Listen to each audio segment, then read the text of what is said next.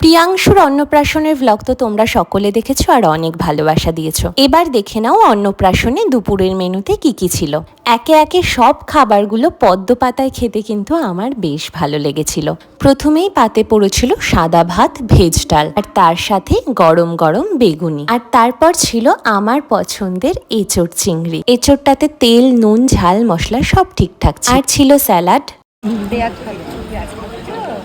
এরপর veg fried রাইসের সাথে ছিল মাটন কষা।